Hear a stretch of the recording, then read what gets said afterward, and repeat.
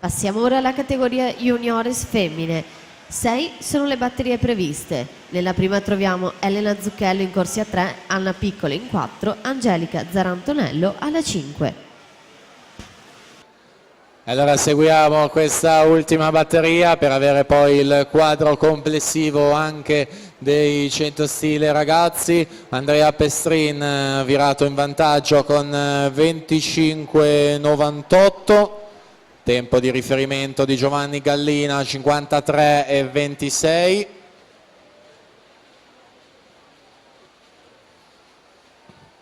(54,50) Andrea Pestrin, Francesco Visentini 54.